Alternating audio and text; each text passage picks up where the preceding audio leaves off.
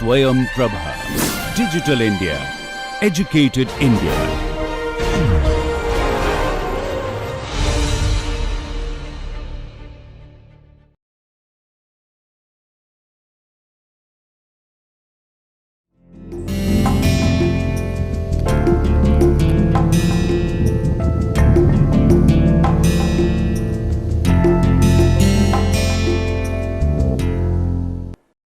In this lecture, we will look at some theorists whose works are extremely important in understanding anthropology and popular culture. First, I should state that there are a number of theories and theorists who are important for understanding popular culture per se.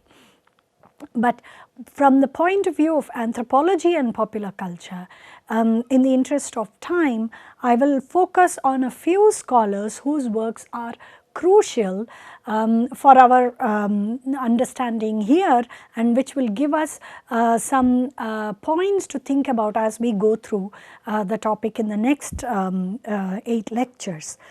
So, I will start with Raymond Williams, who wrote in the essay Culture and the Masses that culture is one of the most complicated words in the world in English language. And for anthropologists, this is particularly important because culture is what we are supposed to be studying. And yet, we also know that it is easier to say than done. So, in this essay, Williams traces the origin of culture from various European languages to talk about how it came to arrive at this point where it seems to mean a particular kind of thought and behavior. And he starts talking about how culture has to be understood in the plural sense and not in a very singular sense. And he also points to the use of the word culture historically to denote works of art and literature. So, to have a sense of culture, so to speak, or we hear commonly when we hear people talking about others, they would say, oh, these are people with some culture, or they have some knowledge of culture. What do they mean? Williams says that eventually at some point culture began to refer to works of art and literature. But there is also another problematic word which is of interest for those studying popular culture, and that is mass. So, popular culture is always having to deal with this other word called mass culture or mass media, as it is more commonly used today. But what is this mass, and how are we to understand mass and then look at this culture? Williams points out that mass refers to a large number of people. I mean, in the basic dictionary meaning would be that a large group of people. But it also has certain connotations when we start talking about mass media or mass communications or mass taste, particularly in research on films. For example, this comes through very clearly, as we will see in the lecture on cinema. Tejaswini Ganti's work, for instance, talks about how those involved in the film industry try to distinguish audience by dividing them into a mass audience and then some elite very specific audience. So, the word mass culture comes to mean culture which belongs to a lot of people, which consists of a lot of people, which is followed by a lot of people. But it also therefore means that because the numbers are huge, it cannot be of very high value. It cannot be a very difficult form of expression if so many people can follow and appreciate it. So, these are also other loaded meanings for the term mass, which we have to keep in mind. I will now move to a scholar called Adorno, whose work is much more important in understanding popular culture. Adorno, in his work on the culture industry reconsidered, talks about how he originally actually wanted to use the word mass culture. So, Adorno is a German philosopher who, along with Horkheimer, wrote about the culture industry way back in 1947 in their book called The Dialectic of Enlightenment. And Adorno and Horkheimer will all be slated into what is now called the Frankfurt School in cultural studies and mass communications, and any studies of media. He would belong to the Frankfurt School, and the Frankfurt School was extremely critical of this culture industry. They saw this culture industry as being a very hegemonic force. So, here in this essay, Adorno traces the origin of popular culture, or the popularity and the sort of coming of a culture industry from the time of popular fiction. In the 17th and 18th century, for example, works by authors like Jane Austen and Charles Dickens had become very popular. People were purchasing these magazines, particularly Charles Dickens novels initially came in serialized form. So, people would go and buy these magazines in order to find out what is happening next, and that Adorno believes starts the beginning, or that is the beginning of the culture industry. And he distinguishes the culture industry from popular art. For him, culture industry is not about art, because he believes that art is something which comes from the people. It is a much more organic thing, whereas this industry is a more of a hegemonic structure. He does admit that the industry cannot function on its own. It cannot be in a vacuum. It has to produce things which the masses or the people would want. He calls them masses. So, culture industry's success partly is also because it is able to respond to this want or desire. But for him, the problem comes because he believes that culture industry is singularly focused on profits. Because once cultural forms become a commodity, like a story becomes a commodity and people are buying it, then there comes an industry, and then profit will be the motive. And this process is aided by technology. So, technology is a major requirement for a hegemonic culture industry to exist, because then it can mass produce these objects of art, which then no longer become art but become commodities. And once they become commodities, they lose their autonomy. They lose the reason for being there. They are just part of a standardized genre. For instance, Adorno mentions Western films. Now, Western is a genre in English films produced in United States, which are focused on what used to be what is known as or called as the Wild West.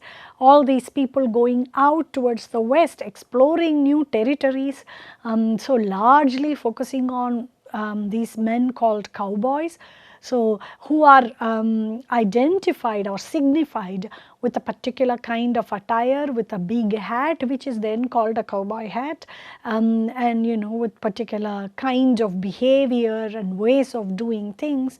A very famous Hollywood star, John Wayne, for example, is associated with a lot of Western films. So, Adorno takes the Western as an example to show how it is a standardized thing.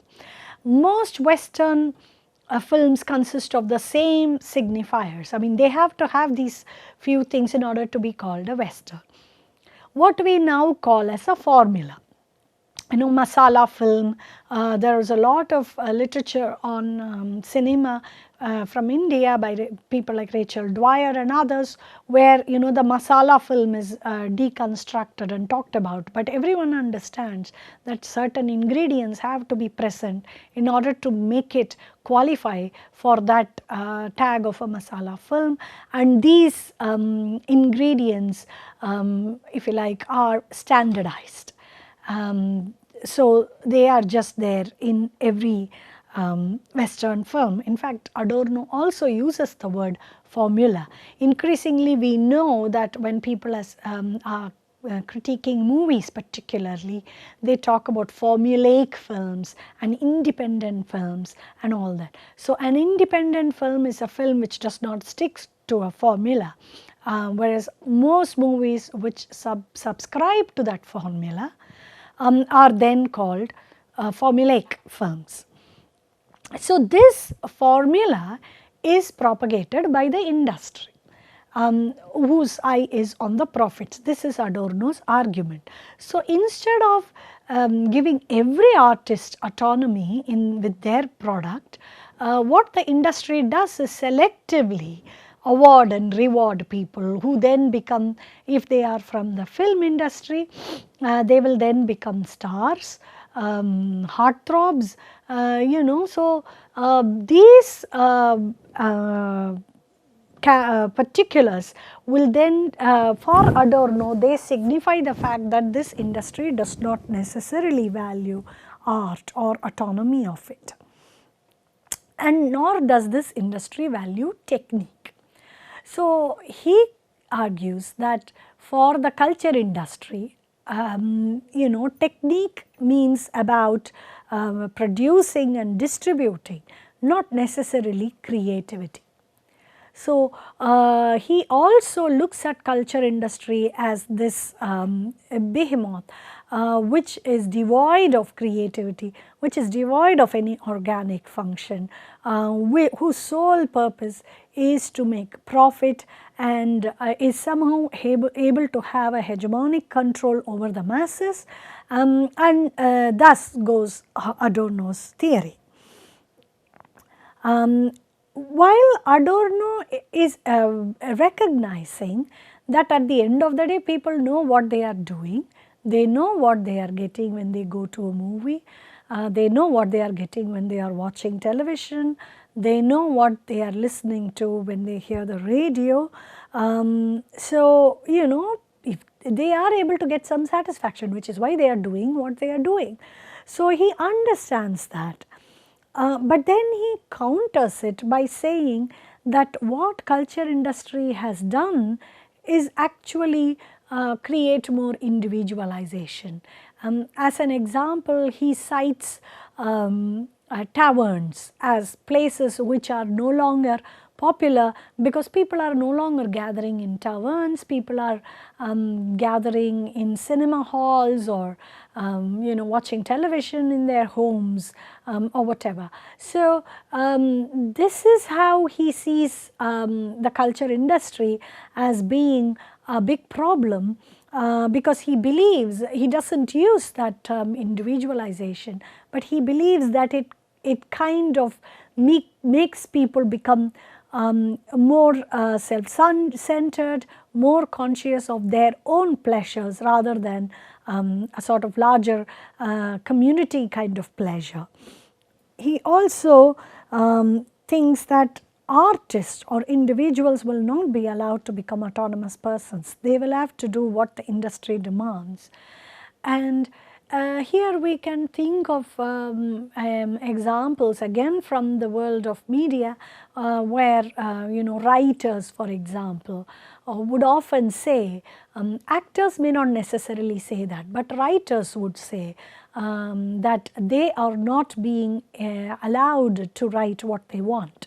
For instance, most of the time they have to subscribe to the larger industry demands or demands of the industry. So this word industry is still heavily used. We still call the world of making movies as a film industry.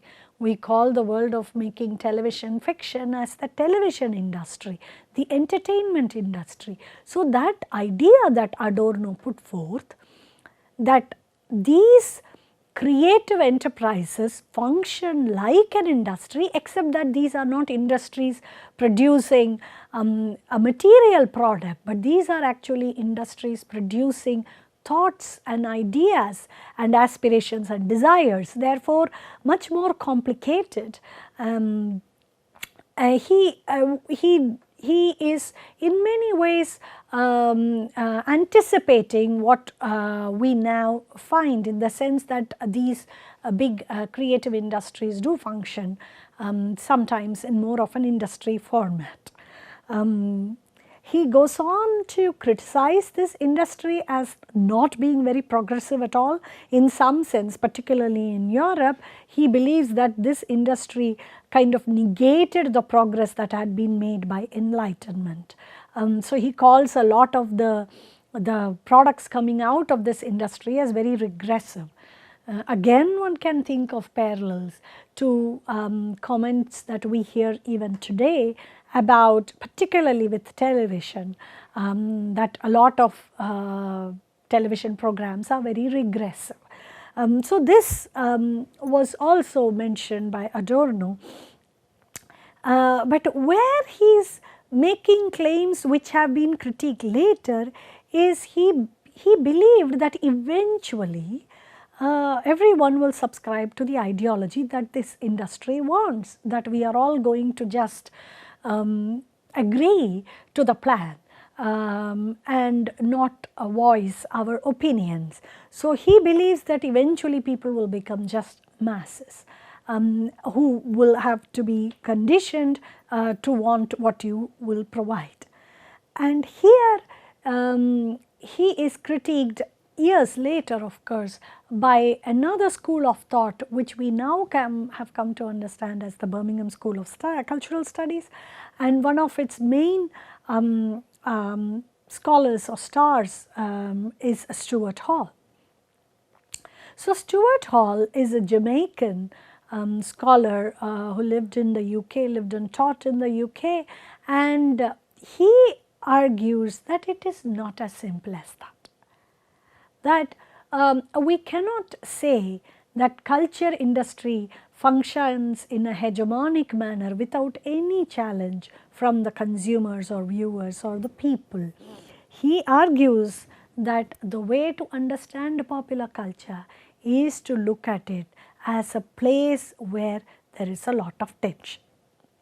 So, tension is the key word that he mentions here. So, what is this tension about?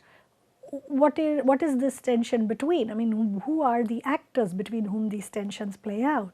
So, he says that there is a dominant culture and then there is the subordinate culture, and the tension between the two plays out largely in popular culture. So, popular culture is the place where these transformations occur. And so, obviously, while one group would try to talk about or try to contain the actions of the other group is going to resist. Here, one problem is that there is some kind of a binary understanding of what is going on. Like on one side is this dominant culture, on the other side is this culture, and that is what is going on here, which we now know is not as simple as that. He also points out to the fact that these transformations are not static. They are not going to be permanent, they keep on changing. So, you will have to look at how a form of popular culture has transformed itself over time, and that is the only way one can even make sense of what is going on. So, popular culture is always not about resistance only.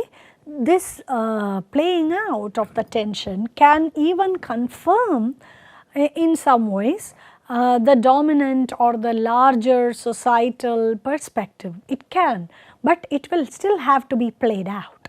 It is not going to be just accepted like that. And here he makes a very important point which is often quoted and which is very important for students of anthropology as well. Hall says people are not, quote, cultural dopes.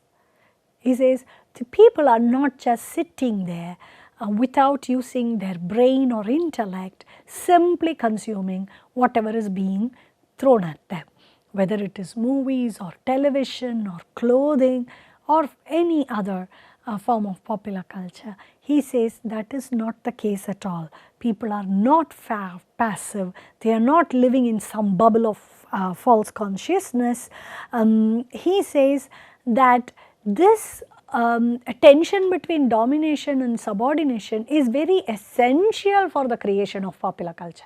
If there was no tension at all, there would be no popular culture, is his argument. So, it is this tension which creates popular culture, and it is this tension which is also providing then challenges for popular culture forms to overcome.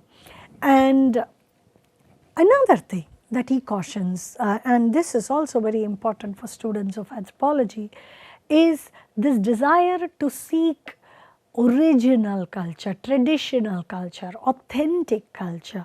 Where is authenticity? What is the authentic form of culture? How do we know that this is the authentic form and nothing else can come close to it? He asserts, and I quote, that there is no whole authentic autonomous popular culture out there beyond this push and pull that he says between domination and subjugation. So, there is not a particular authentic culture waiting out there to be discovered by the anthropologist or anybody else. What culture we get to see is what is getting transformed and reorganized and reiterated in this tension between the dominant forces and other groups. So, he says there is no need to assume that popular culture will just surrender itself meekly to the powers of the industry, or that it will be all about resistance, that is the only lens through which we can look at popular culture.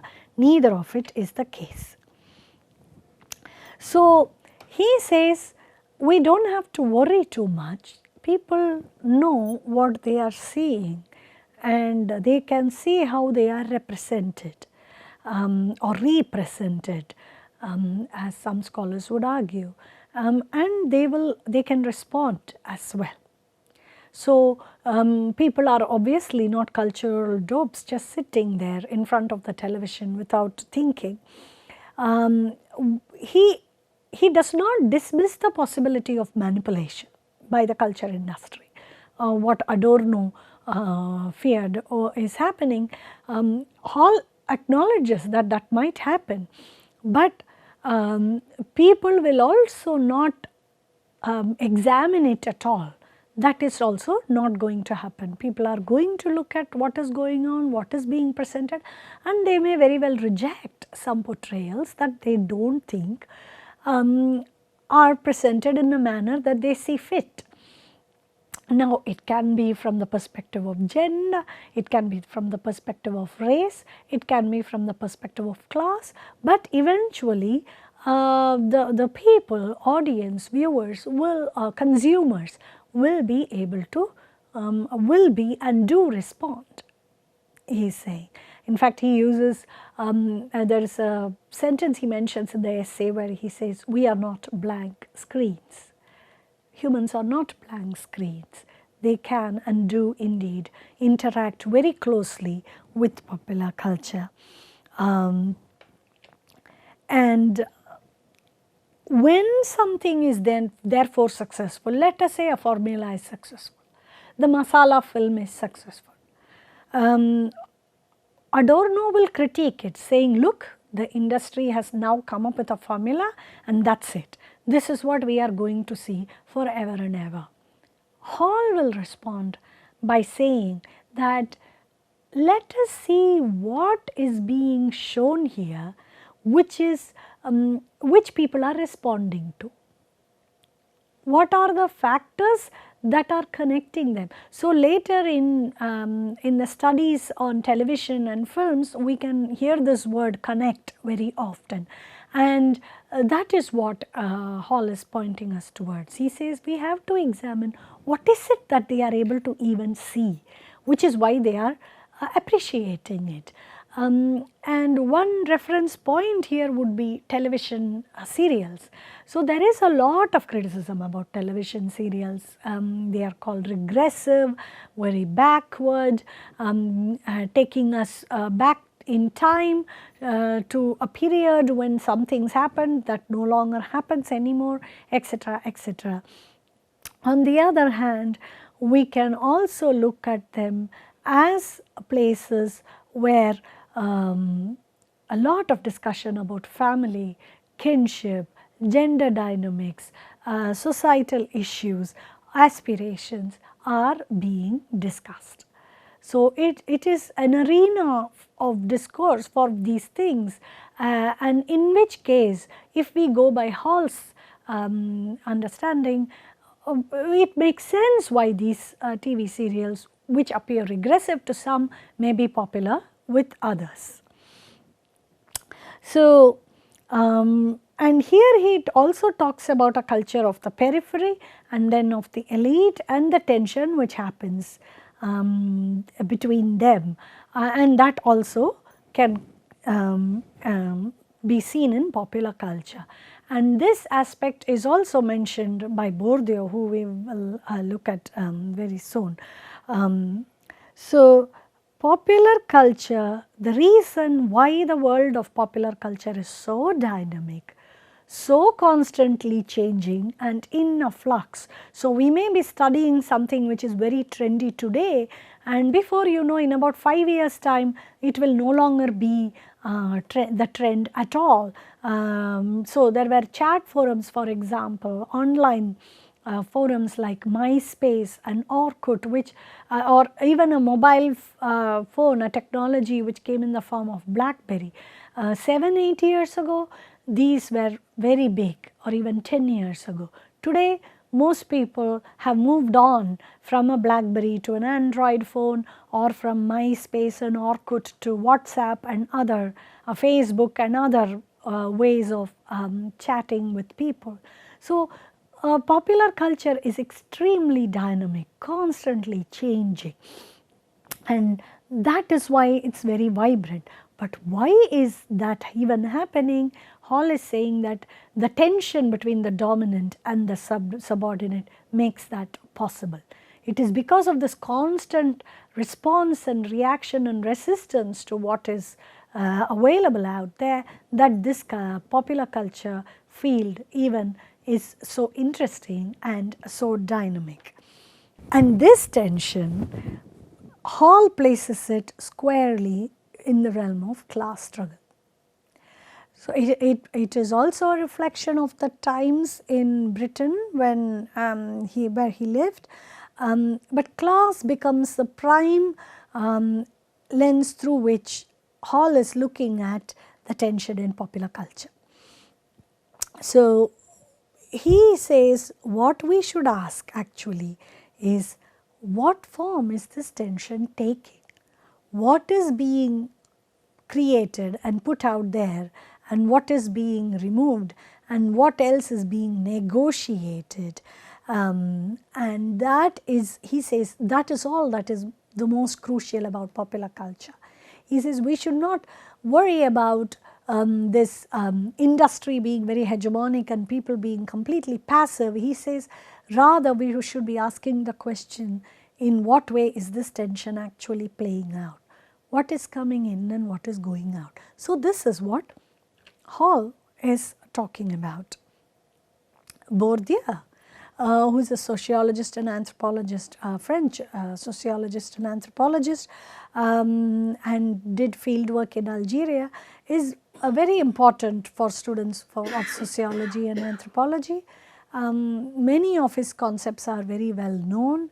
Habitus is one, and another concept which is very well known and studied is also that of social capital. So, what is Bourdieu saying that would be of interest to us in looking at anthropology and popular culture? Let us look at his work called Distinction, a Social Critique of the Judgment of Taste, which was published in 1984. Here, Bourdieu is not talking about popular culture as much as he is talking about cultural goods. And he says that taste, he is talking about this notion of taste as being very fundamental in understanding upward mobility and the kind of capital that would be required for upward mobility. So, basically he says that taste is a marker of class. So, one thing that we understand is for scholars coming from Europe, Adorno, Stuart Hall and Bourdieu, class becomes a very important analytic through which they can look at society.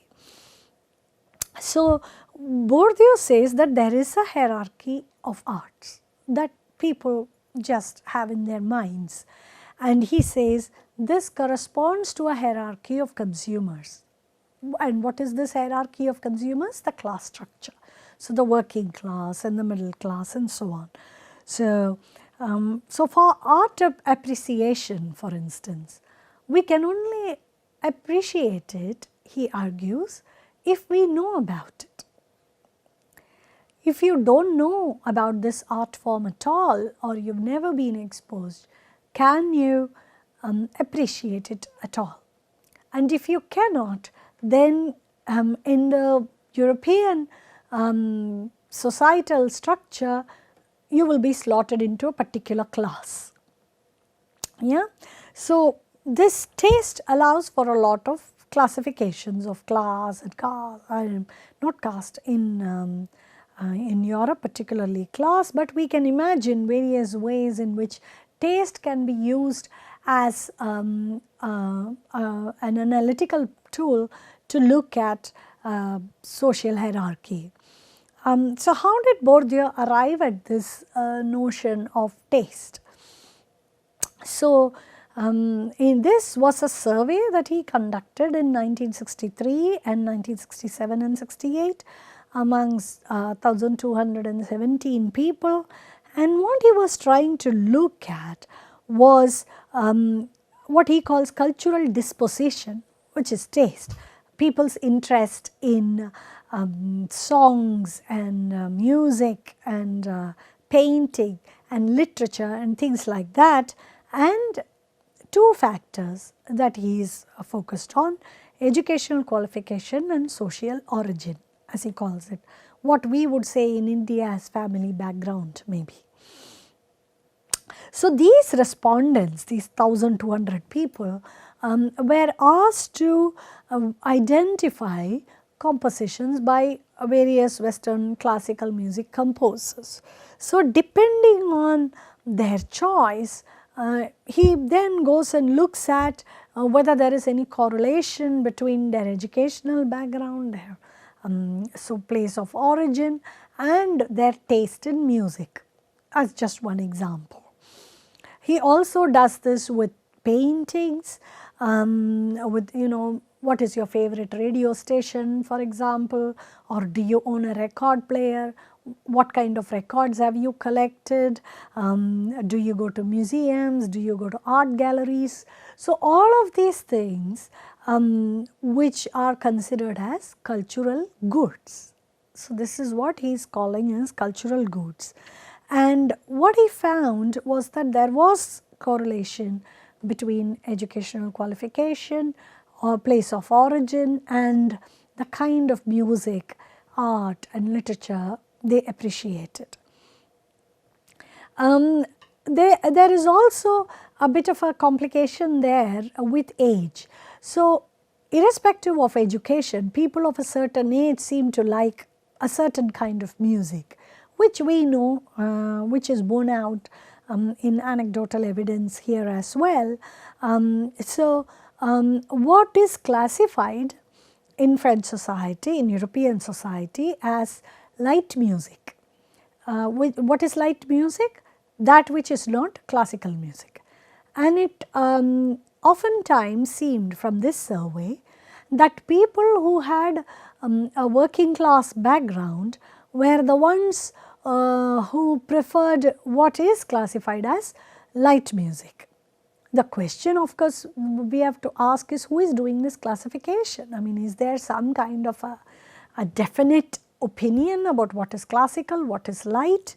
We can have classical within light, if you think about it, and also light within classical as well.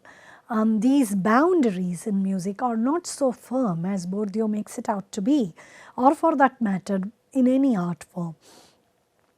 But also, movies which are not seen as exactly quote unquote high culture in Europe at the time, turns out that a lot of people who were watching movies were people from the upper classes. The working class did not have time for the movies. Also, people who lived in villages did not go to the movies so often as people who lived in cities like Paris, where there are more movie halls and therefore they can go. So, one of the arguments he was trying to make is that education plays a huge role, the school education, and also the kinds of things one is exposed to in education. So, and this goes a long way in determining social mobility and social capital. So, these were some of the broad kind of ideas that Bourdieu came up with in this survey, which fits into the discussions about popular culture. The mass taste and the sort of elite taste, and who will understand which kind of film and all that stuff. Bourdieu also goes on to talk about particularly one media form which he is very critical of, and that is television. In fact, he says that television poses a serious danger, he says, for all areas of cultural production, because he believes that television, because of its focus on audience ratings and large audience and reach and things like that, he feels that the medium does not allow for a critical discourse to happen. So, the means of production are heavily controlled. I mean, it is like an industry for him, the kind of industry that Adorno talks about. Television is focused on speed. So, information has to be delivered fast. Information, one has to also get ratings in this delivery. So, what television does, Bourdieu says, is hiding by showing. So, you actually show something, but you do not show it enough so that people can know more, but actually you can hide a lot by showing very little. And also there is a lot of focus on drama. And he also talks about the images that are shown on television and the focus on reality that these images have to get. And also the kind of false representations that he sees television usually does. So, Bourdieu is very critical of this medium of television, which he believes is not giving people as much agency as they should have, whereas Stuart Hall is very clear that people have agency. He uses that word in his work, saying there is agency. Similar to Hall is John Fisk, who also talks about popular culture as subordinate culture. So, in his introduction to the book Understanding Popular Culture, he says we have to focus on what people do with what is available to them and not worry about what is popular culture. I mean, what is it that is going on, because he says if there is a dominant system, then that system is going to prevent people from getting access to many things. In that case, what do these people do with what is available to them? That is what we should focus on. He says we should not focus on what they are using, but how they are using it. And though he agrees with Adorno in that it is a power struggle, he is more in line with Hall in saying that ordinary people are not going to be defeated so easily. He particularly looks at genes. He starts that is say by looking at genes, the blue jeans that everyone wears, to look at how there are generic genes and then there are designer genes, and how popular culture has played a significant role in making these categories come into being. So, first the working class appropriates it, and then before one knows it is worn by everyone, and yet there is a way in which the elite redefine what jeans means to them. So, this is just an example from Fisk to talk about what he feels is popular culture really about and what we should be focusing on. Another example he mentions is about how women have always struggled with patriarchy, but have still been able to maneuver their way around it. And instead of celebrating, he says, to give a very simple descriptive explanation about popular culture and to just celebrate it because it is there is not exactly satisfying. It is not going to tell us a lot. He says instead we can focus on how within those structural constraints a form of popular culture shows possibilities for some progressive ideas to come through. And now I will move to a scholar like Bourdieu, more closely attuned, close to anthropology, who has been of immense importance for our understanding of popular culture, and that is Padurai. Arjuna Padurai, who wrote on many topics, but particularly in his work called Modernity at Large, he talks about 5 kind of scapes that are essential for us to understand this globalized world. He starts by saying that electronic media, 2 things, electronic media. So, Appadurai's approach to popular culture is not all forms of popular culture. He is talking about very particular form of popular culture, that which has been affected more by electronic media. So, radio, television, cinema. And another thing which causes rupture, he says, is mass migration of people. So, modernity as we understand it is deeply impacted by these 2 disruptions. Now with digital media we can only imagine how far these disruptions can go, and he says that media forms allow for modernity to become vernacular globalization through what he calls micro narratives. So, what does he mean by vernacular globalization? He says even though these electronic media forms are so dominant and pervasive and global, they can also in some ways give rise to very specific responses which are localized, and that is what he calls vernacular.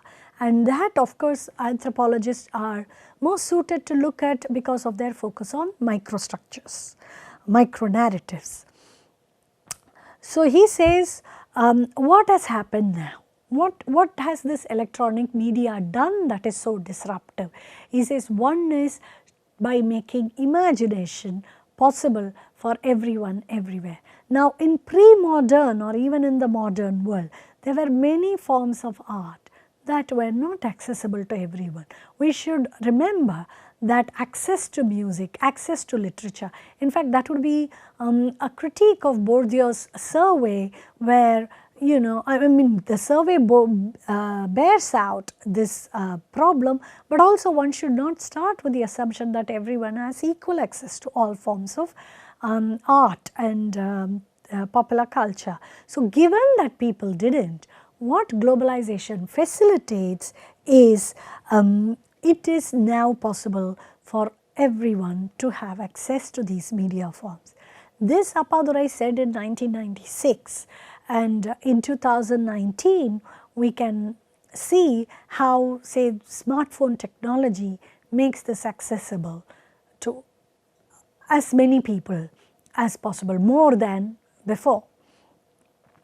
And second is, he says the one problem of this spread will be that commodification.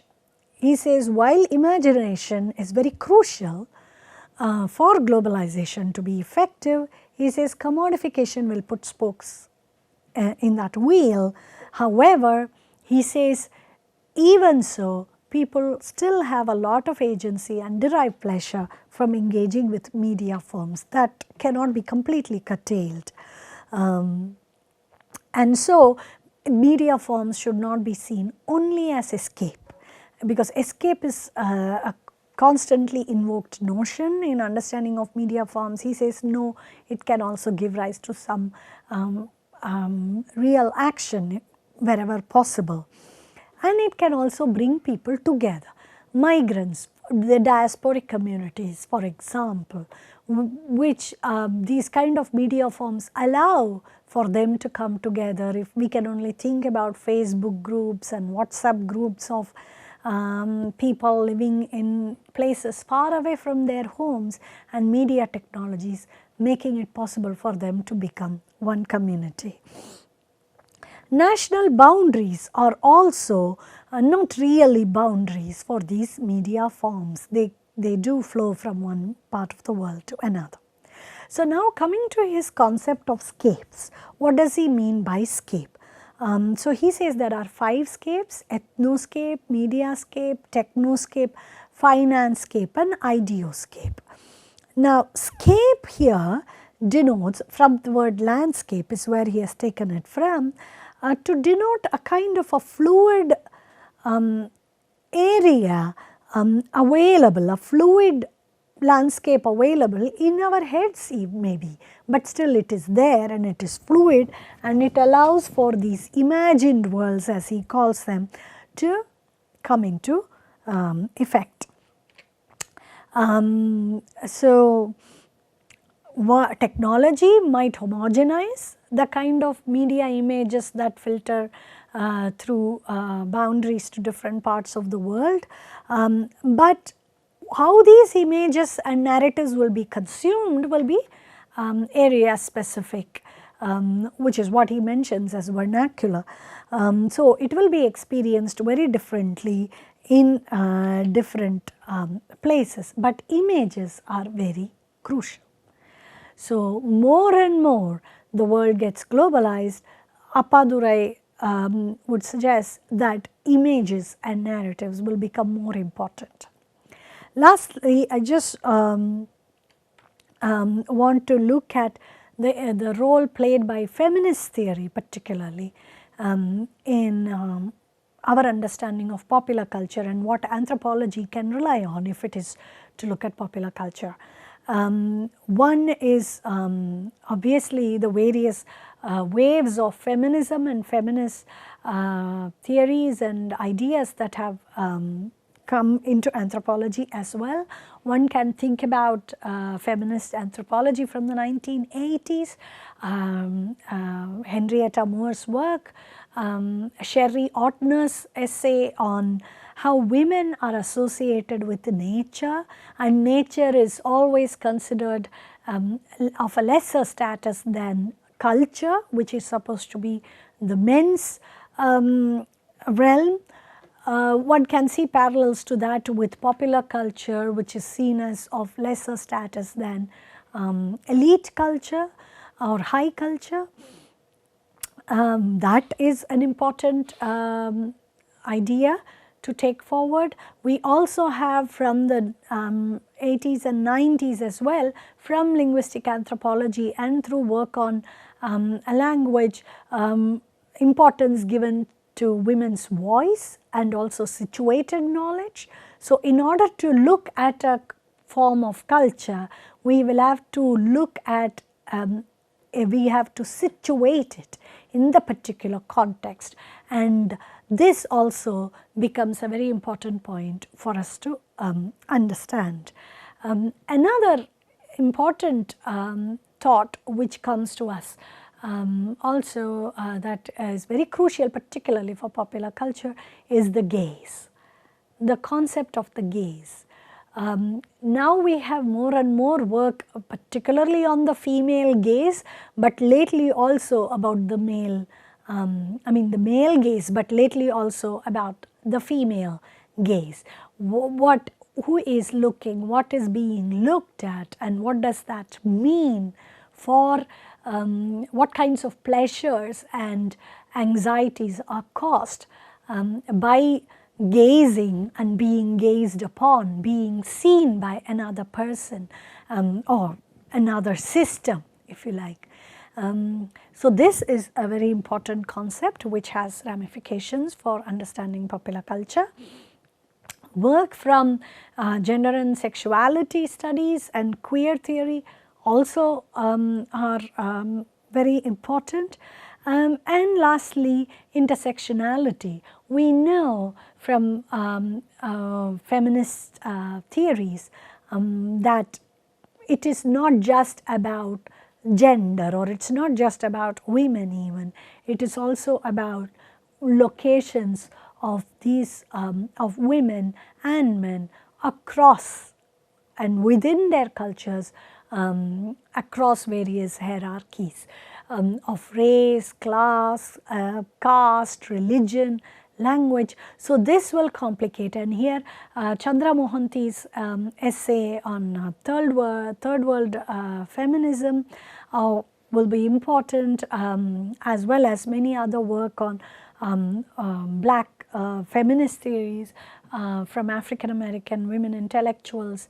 All of these tools are available and needed for us to look at a form of popular culture from the anthropological perspective using these ideas.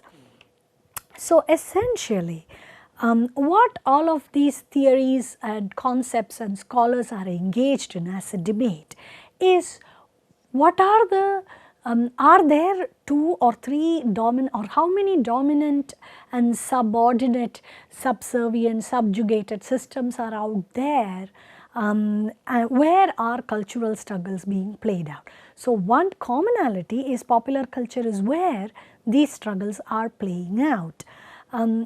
But again, the debate is whether these struggles are gaining some space, or are eventually being marginalized by the powers of industry and commerce. From an anthropological point of view, what the takeaway would be to look at the micro, as Padurai says, the micro narratives, pay attention to the micro level changes that are happening. Taking all of these scholars, there are many more like Habermas and Marshall McLuhan and Walter Benjamin, scholars have not had time to discuss here, but whose thoughts, while not directly from within anthropology, may be very useful for us to look at popular culture from an anthropological perspective. Thank you.